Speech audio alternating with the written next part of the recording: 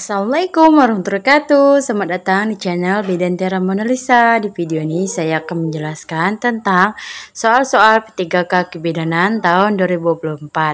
Yuk simak videonya, semoga teman-teman tahun ini lulus P3K-nya ya, amin. Dan jangan lupa berdoa dan berusaha. Langsung saja kita akan bahas soal yang pertama. Seorang perempuan umur 21 tahun, G1P0A0, hamil 39 minggu, datang ke PMB dengan keluhan perut mulus-mulus dan keluar lendir bercampur darah. Hasil anamnesis, rasa mulus dirasakan sejak 5 jam yang lalu, dan saat ini semakin sering.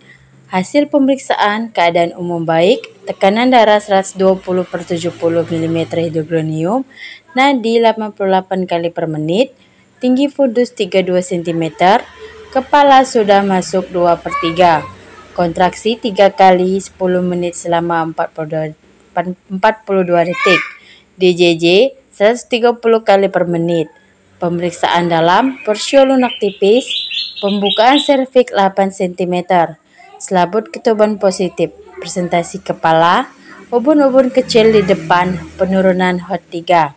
Pertanyaannya, diagnosis apakah yang tepat pada kasus di atas? A. Infartu kala 1 fase laten. B. Infartu kala 1 fase aktif. C. Infartu kala 1 fase aktif akselerasi. D.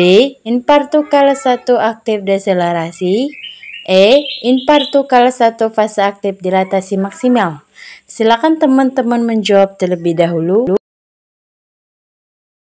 Jawabannya adalah E. Infartu kala 1 fase aktif dilatasi maksimal. Pembahasannya, kala 1 persalinan dibagi dalam dua fase, fase laten dan fase aktif. Fase laten adalah periode waktu dari awal persalinan hingga mulai pembukaan secara progresif sejak kontraksi mulai muncul sampai dengan pembukaan 3 cm. Fase aktif adalah periode waktu dari awal kemajuan aktif pembukaan 4 sampai dengan 10 cm atau akhir kala 1 persalinan. Fase aktif dibagi dalam 3 fase, antara lain, pertama fase akselerasi, yaitu dalam waktu 2 jam pembukaan 3 cm menjadi 4 cm. Fase kedua yaitu fase dilatasi, yaitu dalam waktu 2 jam pembukaan sangat cepat dari 4 cm menjadi 9 cm. Yang terakhir yaitu yang ketiga, fase deselerasi, yaitu pembukaan menjadi lamban kembali dalam waktu 2 jam pembukaan 9 cm menjadi lengkap. Jadi jawabannya adalah E ya. Infartu kala 1 fase aktif dilatasi maksimal. Lanjut kita akan bahas soal nomor 2. Seorang perempuan umur 21 tahun, G1P0A0, hamil 39 minggu, datang ke PMB dengan keluhan perut mulus-mulus dan keluar lendir bercampur darah. Rasa mulus dirasakan sejak 5 jam yang lalu, dan saat ini semakin sering.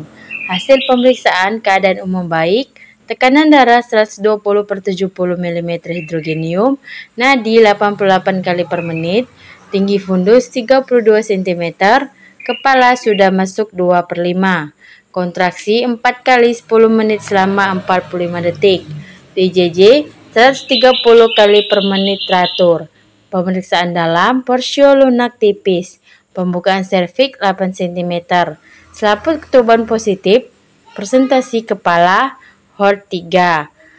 Pertanyaannya, asuhan apakah yang paling tepat pada kasus tersebut? A. Anjurkan tidur miring. B. Fasilitasi pemenuhan nutrisi. C. Anjurkan untuk mobilisasi. D. Ajarkan teknik meneran. E. Ajarkan teknik relaksasi. Silakan teman-teman menjawab terlebih dahulu. Jawabannya adalah C. Anjurkan untuk mobilisasi. Mobilitas selama proses persalinan dapat memperbaiki pengalaman ibu dan prognosis persalinan. Mobilisasi dapat dalam bentuk berjalan-jalan di sekitar ruangan atau mengganti posisi atau menggerakkan badan. Mobilisasi selama persalinan dapat bermanfaat antara lain kerja uterus lebih efektif, persalinan lebih singkat, insiden memburuknya kondisi janin lebih rendah, Kebutuhan analgesia farmakologis berkurang, penggunaan oksitosin lebih sedikit, dan kelahiran operatif lebih sedikit. Jadi jawabannya C, anjurkan untuk mobilisasi. Lanjut kita akan bahas soal nomor 3. Seorang perempuan umur 29 tahun menikah baru 5 bulan. Datang ke PMB dengan keluhan setiap melakukan hubungan suami istri, suaminya selalu meminta melakukan penyiksaan terhadap dirinya. Wanita tersebut merasa ketakutan dan stres. Pertanyaannya, apakah jenis penyimpangan perilaku seksual pada kasus tersebut? A. Masochisme, B. Pedofilia, C. Ekshibisionisme, D. Zoofilia, E. Sadisme. Silakan teman-teman menjawab terlebih dahulu. Langsung saja kita akan bahas satu persatu, yaitu A. Masokisme, yaitu suka disakiti. Sedangkan B. Pedofilia adalah suka dengan anak-anak. Yang C. Ekshibisionisme adalah suka memamerkan organ vital. Yang D. Zoofilia adalah suka berhubungan seks dengan binatang. Dan yang terakhir yaitu E, sadisme, yaitu suka menyakiti. Jadi berdasarkan di soal bahwa suaminya selalu meminta melakukan penyiksaan terhadap wanita. Dan wanita tersebut merasa ketakutan dan stres. Jadi jawabannya adalah E, sadisme. Sekian dulu pertanyaannya, ada 3 soal. Terima kasih telah menonton ini. Untuk mendukung channel ini jangan lupa like, share, dan subscribe. Semoga teman-teman lulus dan mendapatkan nilai terbaik ya, amin.